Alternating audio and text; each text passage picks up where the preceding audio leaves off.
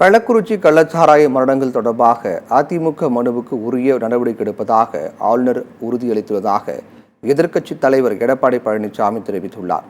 AIADMK MP எம்எல்ஏக்கள் குழு ஆளுநர் ஆர்.என். ரவியை சந்தித்த பின் அதிமுக பொதுச் செயலாளர் எடப்பாடி பழனிசாமி செய்தியாளர்களை சந்தித்தார். அப்போது பேசிய அவர், கள்ளக்குறிச்சி சம்பவத்திற்கு பொறுப்பேற்று முதலமைச்சர் ஸ்டாலின் பதவி விலக வேண்டும் என்று வலியுறுத்தினார். கள்ளச்சாராய மரணங்கள் தொடர்பாக தமிழக காவல்துறை விசாரித்தால் நியாயம் கிடைக்காது என்றும் சிபிஐ விசாரித்தால் மட்டுமே சரியாக இருக்கும் என்று எடப்பாடி பழனிசாமி தெரிவித்தார். கள்ளச்சாராய விற்பனையில் ஆளும் கட்சிக்கு தொடர்பு உள்ளது என்று குற்றம் சாட்டிய அவர், கள்ளச்சாராய விற்பனை குறித்து உளவுத்துறை தகவல் தராதது ஏன் என்று கேள்வி எழுப்பினார். அதிமுக ஆட்சியில் கள்ளச்சாராயம் விற்பனை செய்யப்பட்டதற்கு என்ன ஆதாரம் உள்ளது என்று எடப்பாடி பழனிசாமி கேள்வி எழுப்பினார். 157 பேர் சிகிச்சை பெற்றவர்கள், இன்னும் பல பேர் அபாய கட்டத்தை தாண்டவில்லை.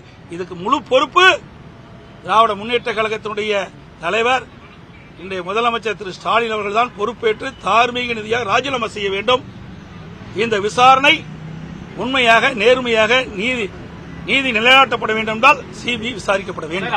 அதைத்தான் ஆளுநரை சந்தித்து முழுமையாக என்னென்ன தமிழகத்தில் நடந்தது என்ற விவரத்தை எல்லாம் சுட்டிக்காட்டி நாங்கள் மனுவாக அளித்திருக்கிறோம். இந்த கள்ளச்சாராயத்தால் ஏற்பட்ட மரணம், இந்த கள்ளச்சாராயம் எப்படியெல்லாம் விற்கப்படுகிறது, எங்கெங்கிறதெல்லாம் வருது, இதுக்கு யாரெல்லாம் மூல காரணம், இதையெல்லாம் முழுமையாக விசாரிக்க வேண்டும்.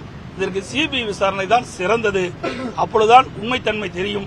மாநில அரசு கட்டுப்பாட்டில் இருக்கின்ற காவல்துறை அதிகாரிகள் விசாரித்தால் நியாயம் கிடைக்காது. இதை நடுநிலையோடு மக்களுடைய நலன் கருதி ஏழை எளிய மக்கள் மேலும் பாதிக்கக்கூடாது. அந்த அடிப்படையிலே நாங்கள் மேதக ஆளுநரை சந்தித்து இந்த நியாயமான விசாரணை நடப்பதற்கு சிபிஐக்கு பரிந்துரை செய்ய வேண்டும் என்று நாங்கள் ஆளுநர் நீங்க கொடுக்கிற மனுவை படிச்சு பார்த்து இதில் என்னென்ன இருக்கின்றது என்பதை எல்லாம் ஆய்வு செய்து உரிய நடவடிக்கை எடுப்பதாக தெரிவித்திருக்கிறார்.